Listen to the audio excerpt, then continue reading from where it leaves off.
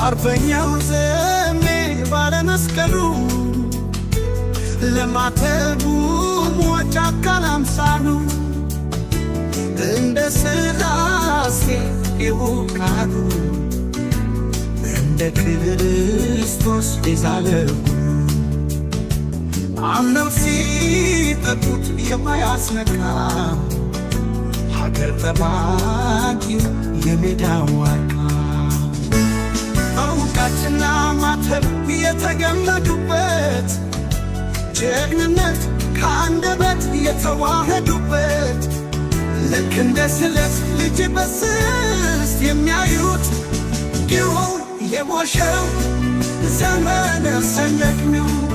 አርማና ምልክት ጀግንነት ብቻ አይደለም እነሱ የማይሳሳ ዘመነ መንፈስ ነው። አንዱ የብቻውን እልፍ ሆኖ ሚነሳ አባ አስጨንቅ ዘሜ አባይ ወቢያ ማዶ ጎጃም ሄጅን የረሳሁት በላይ ይናፍቀኝ ጀመር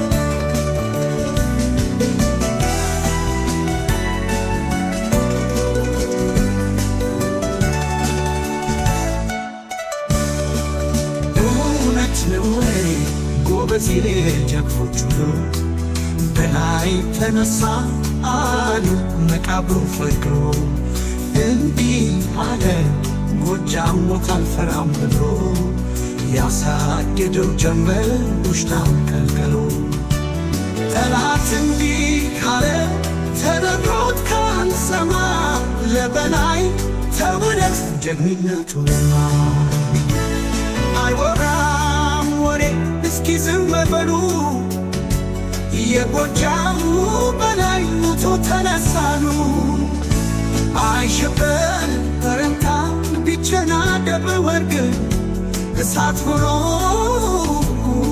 መጣ የጎጃሙ መብረቅ ደጀን ተሻግሬ ማሚና ማርቆስ የፋኑነት ምድር የአማራነት ንግስ አማኑኤል ልብቻ ፀሐይ ወጣች ቆሻሻው ባንዳ ተባካ ትላለች ያጨለማ ዘመን መቃብሩ ተነስቶ ሞቶን ይቀበር ነው አካሉ በስብሶ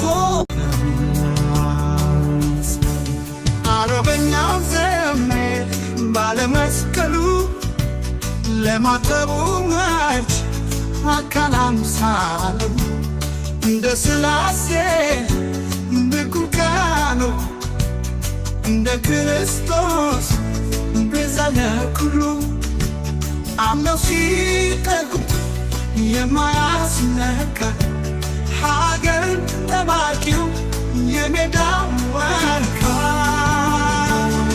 እውቀትና ማተብ የተገመዱበት ጀግንነት ከአንደበት የተዋህዱበት ልክ እንደ ስለት ልጅ በስስት የሚያዩት ትሆን የሞሸው ዘመነ ሰንደቅ ነው።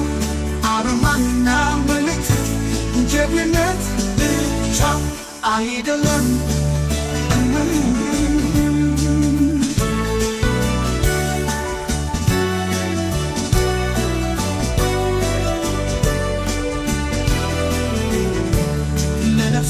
የማይሳሳ ዘመነ መንፈስ አንዱ የብቻውን እልፍ ሆኖ ሚነሳ አስጨንቅ ዘሜ አባይ ወዲያ ማዶ ጎጃም ሄጀልደር የረሳሁት በላይ ይናፍቀኝ ጀመረ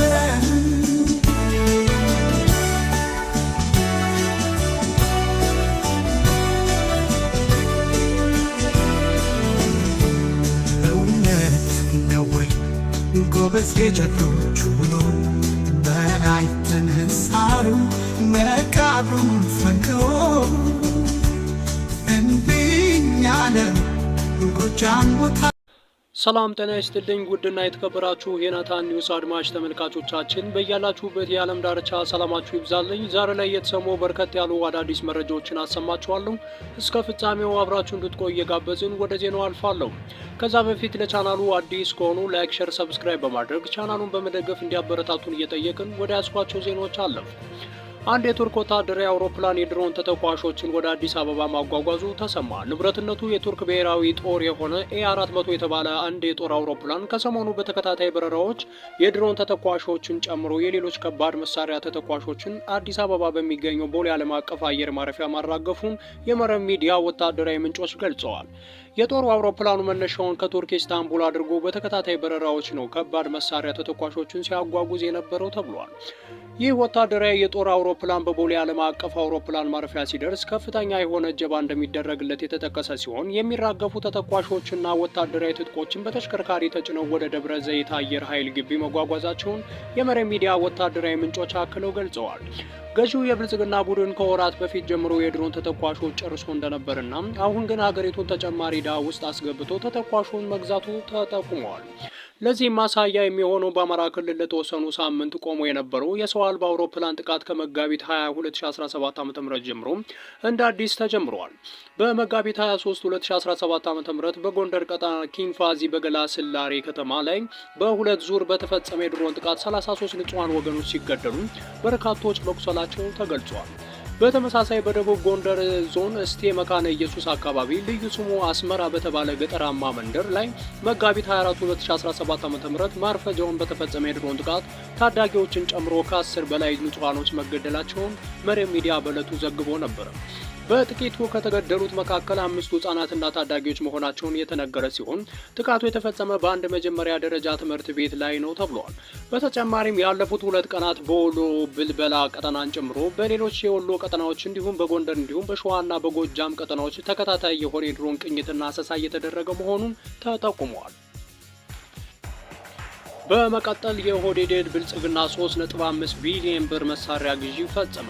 አገር መምራት ከመጀመሩ ወዲህ ኢትዮጵያን ወደ አዘቅት ውስጥ የከተቷት የኦህዴድ ብልጽግና አመራሮች ክልላዊ ኃይላቸውን በማጠናከርና በማስታጠቅ ተግባር ላይ ተጠምደዋል።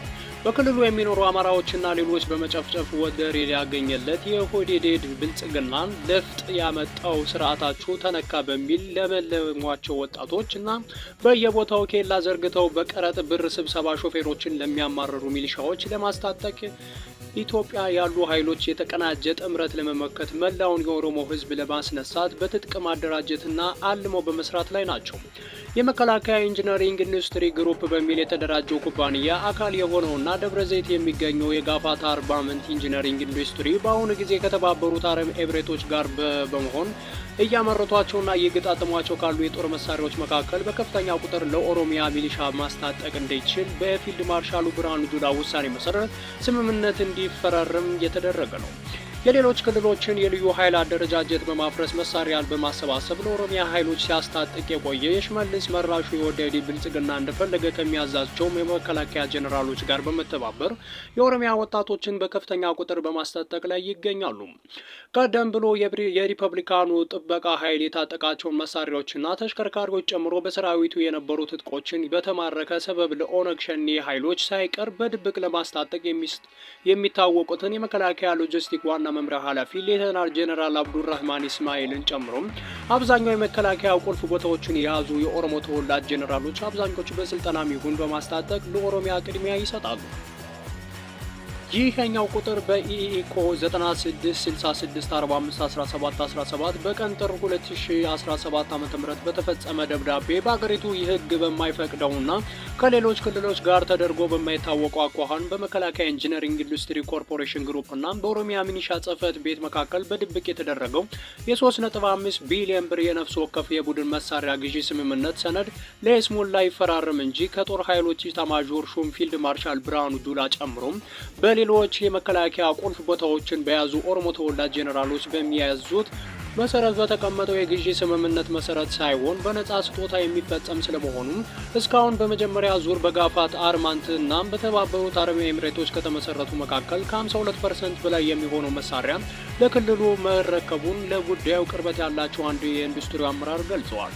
በዚህ ስምምነት መሰረት ከ72000 በላይ የሆኑ የመሳሪያዎችን ለመረካከብ ስምምነት የተፈጸመ ሲሆን ከሚሊሻ የትጥቆች ዝርዝርም ከፒኬኤም 56 የክላሽ ሞዴል ጀምሮ የዘመኑ ምርት የሆኑ ካሊበር 816 ጥቁር ክላሾችን እንዲሁም የመትረየስ የቡድን መሳሪያዎችን ያካተተ ስለመሆኑ የተቀመጠ ሲሆን ሁሉም በዝርዝሩ የተቀመጡ የነፍስ ወከፍና የቡድን መሳሪያዎችን ለሚሊሻ ከፈቀዱ ውጪ የሆኑ በአሁኑ ጊዜ የመከላከያ ሰራዊቱ ታጥቋቸው የሚገኙ ናቸው። የመሳሪያና ተተኳሽ ባለፈ ለኦሮሚያ ክልል የጸጥታ ኃይሎች ታማኝ ሸኔዎች ለአባልነት ምርቶችና በመከላከያ ፋውንዴሽን የአዳማ ጋርመንት ኢንዱስትሪ አማካኝነት በብርጋዴር ጀነራል ደረጀ መገርሳ ትዕዛዝ የተሰጠ መሆኑን አመራሩ ተናግረዋል። አገዛዙ ህልውና ካበቃለት አንድ ቀን ውሎ ማደር የማይችሉት የብልጽግና ምርኮኛ ጀነራሎች በአሁኑ ጊዜ የኦሮሚያ ክልልን በጦር መሳሪያና በወታደራዊ ቁሳቁስ ከአቅም በላይ ከማደራጀት ባለፈ ከክልሉ ፖሊስ ኮሚሽነር ሌተናል ጀነራል ድሪባ መኮንን ጀምሮ በመከላከያ ውስጥ የተማሩና የበቁ ከፍተኛ አመራሮችና በየደረጃው ያሉ መኮንኖች በተለያዩ ደብዳቤዎች ወደ ክልሉ የጸጥታ ኃይሎች በማዛወር ላይ ይገኛሉ ሲሉ የናታን ኒውስ የመረጃ ምንጮች ገልጸዋል። በቅርቡ የሰላም ስምምነት ፈርመዋል በተባለው የገቢ የጃልሰኝ ነጋሳ ኦነግ ሸኔዎችን የመመጣጠን ስልጠና በመስጠት ወደ ኦሮሚያ ጸጥታ ኃይሎችና ወደ መከላከያ ሰራዊቱ ያቀላቀለው ፋሽስቱ ብልጽግና በደም ጠማቂው ሽመልስ አብዲሳ ትዕዛዝ ሰጭነት አሁንም የአማራ ብሔር ተወላጆችን ጨምሮ በክልሉ የሚገኙ ሌሎች ህዝቦችን ለመጨፍጨፍ የሚጠቀምበትን የጦር መሳሪያ በገፍ ለማግኘት የሚረዳው ስምምነት ነው የተፈራረመው ሲሉ የመረጃ ምንጮች ገልጸዋል። በማስቀጠልም የባህር ዳሩ የምክክር ኮሚሽን ሴራም በግላጭ ተመልክተነዋል። በምክክር ኮሚሽኑ ህዝብ እምነት እንዲጥልና ከፋኖ ይልቅ ኮሚሽኑ እንደሚያምን በሚል የብልጽግና አገዛዝ የአማራ ህዝብን ብሎም ዓለም አቀፍ ማህበረሰቡን ለማሳሳት በከፍተኛ ሁኔታ እየተራወጠ መሆኑ መረጃ ደህንነት ክፍላችን ደርሰንበታል። ቅጥፈት፣ ውሸት መግለጫ የሆነው የብልጽግና አገዛዝ ስልታዊ ማጭበርበሪያ ኮርዶችን መዟል። በሚዲያና በማህበረሰቡ ውስጥ ሐሰተኛ መረጃዎችን ማሰራጨት እንደ ግብ ተይዘዋል። እነዚህ ሐሰተኛ መረጃዎችንም ደርሰንባቸዋል። አንደኛ፣ ስሙ ከማይጠቀስ አደረጃጀት ነኝ በማለት ሐሳብ እንደተሰጠ ተደርጎ ማስወራት። ሁለተኛ፣ መከላከያ ይውጣና በህዝብ ዘንድ የታወቁና ብዙም ስሜታዊ የማይደረጉ ንግግሮችን አጣፍጦ በማውራት የንግግር ነጻነት እንዳለ ህብረተሰቡ እንዲያወራና እነዛ ንግግር እያደረጉ የተቃዋሚ ፓርቲ አመራሮች በሚዲያ በኩል ከፍተኛ ሽፋንና የስም ግንባታ መስራት። ሶስተኛ፣ የሃይማኖት አባቶች በኩል መልእክት ማስተላለፍ። አራተኛ፣ የፋኖ ኃይል ጸረ ሰላም እንደሆነ በሃይማኖት አባቶች በኩል ማድረግ። አምስተኛ፣ ተማሪዎች መማር እንዳልቻሉ መግለጽ። ስድስተኛ፣ የአዊ ዞን ተወላጅ ጭምር ያልሆነ የቀድሞ የኦኤምኤን ጋዜጠኛ በነበረ ጋዜጠኛ ነኝ ባይ አገው ክልል ይሁን በሚል ጥያቄ እንዲነሳ ማድረግና አማራን በክልል መሸንሸን መበተን የሚሉት ዋና ዋናዎቹ ናቸው። ከዚህ ውስጥ ኦነግ ሸኔ መከላከያ የፈጸሙት ግፍ ፈጽሞ እንዳይነሳ ወይም እንዳይወራ ተብሏል። የእነዚህ ተቋማት አመራሮችን ለፍርድ ተጠያቂ ያደርጋል በሚል ቀጥታ ግፍ ፈጻሚዎችን በስም ባለመጥቀስና በሚደረግ የሚዲያ አጀንዳ ጥምዘዛ ነገሮችን ወደ ፋኖ መቀየር አለብን በሚል ከፍተኛ